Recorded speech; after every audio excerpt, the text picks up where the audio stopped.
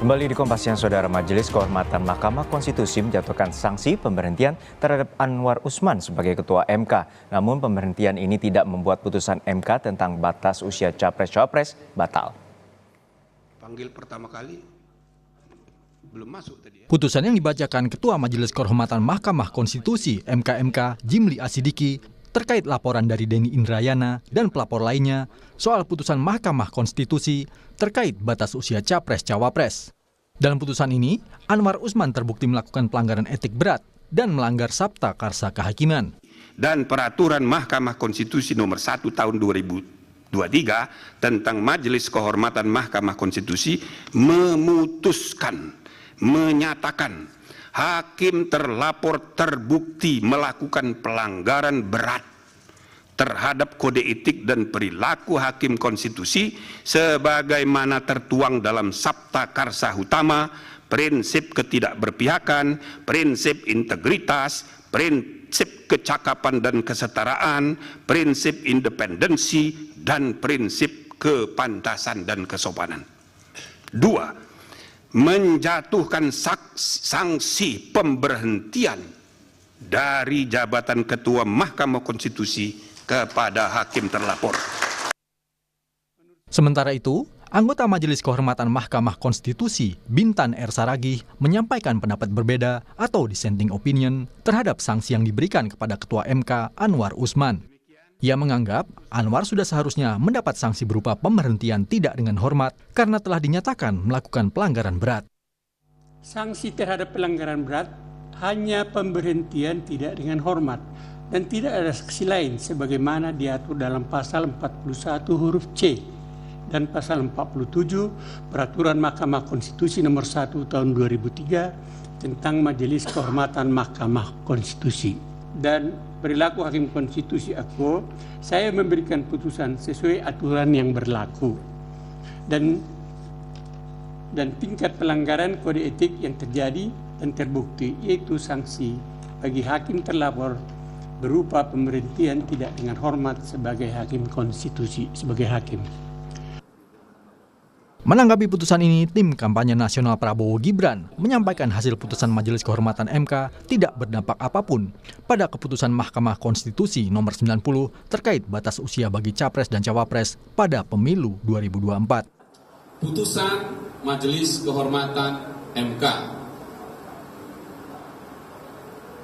tidak mempunyai dampak apapun terhadap keputusan Mahkamah Konstitusi nomor 90 yang berkenaan dengan batas usia dan persyaratan calon wakil presiden. Oleh karena itu, pasangan Prabowo Subianto Gibran mendaftar ke KPU secara penuh dan mengikuti proses itu untuk kemudian KPU mengambil keputusan menjadi pasangan yang sah. Tim pemenangan nasional Ganjar Mahfud menghormati putusan MKMK yang menghentikan Anwar Usman dari jabatan Ketua Mahkamah Konstitusi karena dinilai melakukan pelanggaran berat. Meski menghormati hasil putusan, namun TPN Ganjar Mahfud juga berharap Anwar Usman tak hanya diberhentikan sebagai Ketua MK, tapi juga dihentikan sebagai Hakim MK. Namun, TPN juga bersyukur Anwar Usman tidak diperkenankan untuk mengikuti sidang sengketa pemilu. Memulihkan kembali martabat MK sebagai penjaga konstitusi. Kami sebetulnya berharap agar MK memutuskan Ketua MK Anwar Usman bukan hanya diberhentikan sebagai Ketua MK, tetapi diberhentikan juga sebagai Hakim MK. Namun, kami bersyukur bahwa Bapak Anwar Usman dalam kedudukannya sebagai Hakim MK tak diperbolehkan memeriksa perkara pemilu, pilpres dan pilkada di mana di dalamnya ada potensi konflik kepentingan. Sebelumnya, bakal Capres Anies Baswedan percaya dengan objektivitas putusan Majelis Kehormatan Mahkamah Konstitusi. Anies menceritakan pengalamannya saat menjadi Ketua Komite Etik KPK tahun 2013 lalu. Berdasarkan pengalamannya, Anies mengingatkan MK-MK sebagai penjaga etik hakim MK juga harus menjaga etika dalam putusannya. Saya pernah menjadi Ketua Komite Etik KPK. Dari pengalaman itu, saya melihat bekerja di dalam soal etika ini itu harus menjaga etika juga. Kita percayakan kepada majelis kehormatan untuk menuntaskan tugas dengan baik, dan kami percaya bahwa mereka akan menjunjung tinggi etika dan menjunjung tinggi objektivitas. Majelis Kehormatan Mahkamah Konstitusi juga telah membacakan putusan bahwa tidak berhak menilai putusan MK terkait batas usia Capres-Cawapres. Sebab hakim yang kena sanksi administrasi maupun pidana putusnya tidak berlaku di peradilan umum. Norma itu tidak berlaku di Mahkamah Konstitusi, hingga Gibran Rakabuming Raka tetap dapat maju mendampingi Prabowo Subianto di Pilpres mendatang. Tim Liputan, Kompas TV. Untuk mengetahui situasi di Mahkamah Konstitusi pasca putusan Majelis Kehormatan MK, kita sudah terhubung dengan jurnalis Kompas TV, Tifal Solesa di Gedung MK Jakarta. Tifal, bagaimana respons dari Anwar Usman pasca putusan dari MK-MK yang menyebutnya bahwa terbukti melakukan pelanggaran berat atas kasus terkait dengan batas usia Capres-Cawapres. Lalu seperti apa? Dan 2 hari ini merupakan batas pemilihan bagi Ketua MK baru.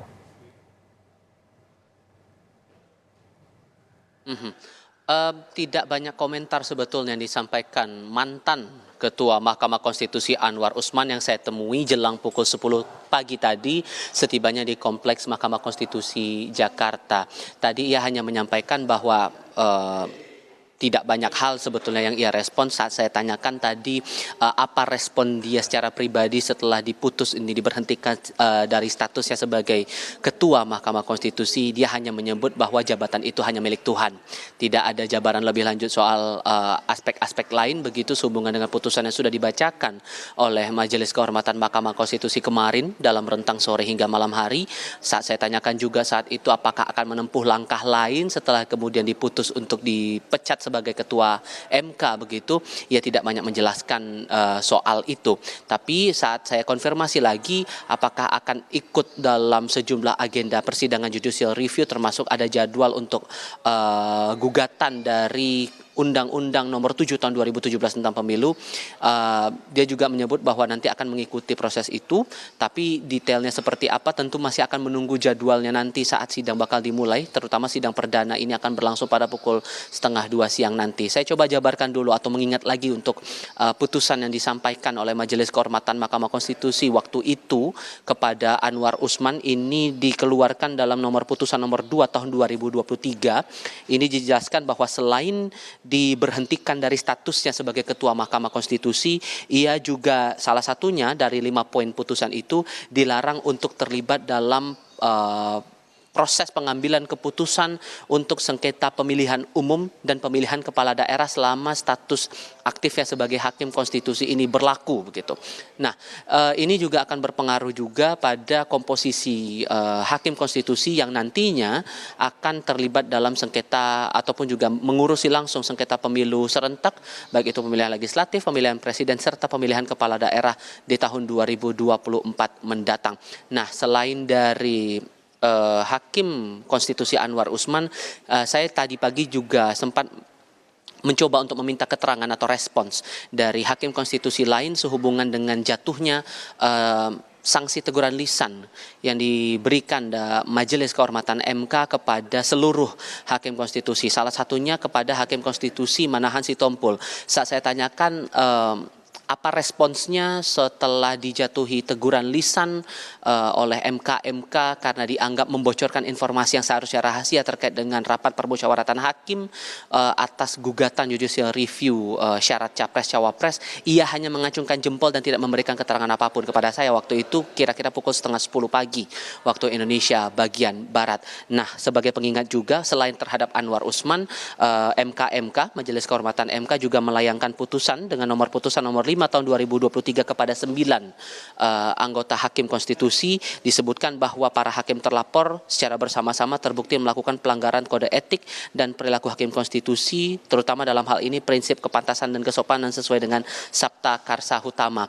Pengingat saja bahwa Sabta Karsa Hutama ini adalah bagian pondasi atau bagian dasar dari pelaksanaan kode etik hakim konstitusi yang sudah termuat dalam sejumlah peraturan, terutama dalam hal ini peraturan Mahkamah Konstitusi, dengan mengedepankan beberapa prinsip seperti prinsip independensi, ketak berpihakan, integritas, kepantasan dan kesopanan, kesetaraan, serta kecakapan dan kesaksamaan.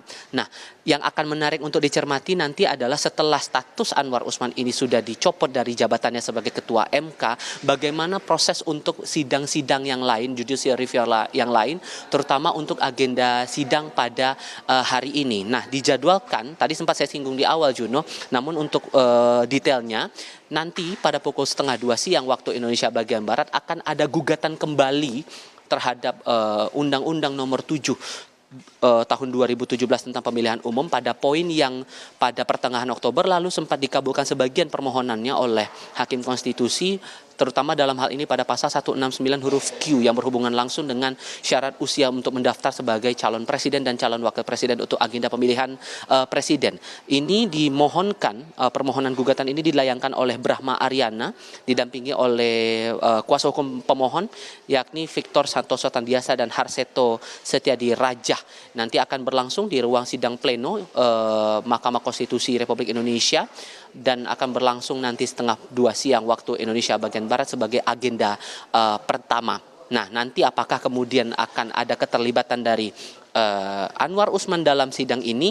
Karena kalau mau dicermati lagi dari putusan MK kemarin, status diberhentikannya hanya sebatas pada jabatan struktural sebagai Ketua Mahkamah Konstitusi, namun tidak dicopot dari jabatannya sebagai Hakim Konstitusi, sehingga bisa jadi Anwar Usman ini ikut terlibat dalam proses sidang yang akan berlangsung nanti siang 1:30 siang, namun statusnya sebagai anggota. Sambil juga kita menantikan sejauh mana jajaran Hakim Konstitusi ini akan melakukan pemilihan nama baru Ketua Mahkamah Konstitusi, mengingat dalam putusan MK kemarin sudah ada permintaan atau juga perintah dari MK agar Wakil Ketua Mahkamah Konstitusi dalam hal ini Saldi Isra diminta dalam kurun 2x24 jam untuk merumuskan pemilihan Ketua baru Mahkamah Konstitusi. Juno? Ya, Tifal, kemarin MK menyatakan tidak akan masuk dalam perkara putusan 90 dan merupakan karena mereka adalah mengadakan putusan etik terhadap Ketua MK dan juga sejumlah hakim konstitusi. Lalu bagaimana dengan perkara putusan terkait yang telah ditetapkan oleh Ketua MK Anwar Usman terkait dengan batas usia Capres-Cawapres, dan bagaimana dampaknya putusan itu terhadap Gibran Rakabuming Raka? Sejauh ini yang saya pahami dari Majelis Kehormatan Mahkamah Konstitusi sudah menegaskan bahwa sebetulnya putusan etik yang sudah dikeluarkan kemarin oleh MK terhadap seluruh hakim konstitusi, termasuk salah satunya terhadap Anwar Usman, begitu tidak akan serta-merta langsung mengubah status hukum atau kedudukan hukum atas hasil judicial review nomor 90 tahun 2023 tentang syarat pendaftaran Capres dan Cawapres. Sehingga ini bisa dikatakan bahwa nama Gibran Rakabuming Raka yang kondisinya sekarang belum genap berusia 40 tahun namun masih berstatus sebagai kepala daerah, ini masih bisa melaju di pemilihan presiden tahun 2024 mendatang. Tapi ada catatan dari Jimde Asyidiki selaku Ketua MK kemarin setelah melakukan rangkaian sidang dalam keterangan pers di hadapan wartawan pada malam harinya, begitu disampaikan apabila kemudian ada gugatan kembali terhadap Undang-Undang Nomor 7 Tahun 2017 tentang pemilihan umum itu, maka akan berlaku di periode pemilu berikutnya, yakni spesifiknya pada periode pemilu tahun 2029. Nah, yang juga akan menarik dicermati adalah saat ada muncul gugatan kembali terhadap undang-undang yang sama, namun terhadap pemohon yang berbeda yang bakal berlangsung pukul 1:30 siang nanti. Apakah nanti akan ada hal-hal baru yang bakal coba diajukan oleh para pemohon, atau dalam hal ini dari pemohon bersama dengan kuasa hukumnya, atau justru akan menegaskan kembali posisi yang kurang lebih sama dengan gugatan yang sempat dilayangkan pada beberapa bulan yang lalu, yang kemudian putusannya keluar pada pertengahan Oktober 2023 yang lalu. Kita ingat juga waktu itu pada pertengahan Oktober tidak hanya memberikan klausul baru, namun juga ini akan putusan itu juga secara langsung maupun tidak langsung akan berlaku pada pemilihan presiden 2024. Ini bakal menarik untuk dicermati dan bakal kita simak nanti pada pukul 1:30 siang saat sidang perdana untuk permohonan gugatan judicial review Undang-Undang Pemilu ini kembali diajukan untuk pemohon yang berbeda. Juno. Terima kasih atas laporan lengkap Anda, jurnalis Kompas TV Tifal Solesa dari Gedung MK Jakarta.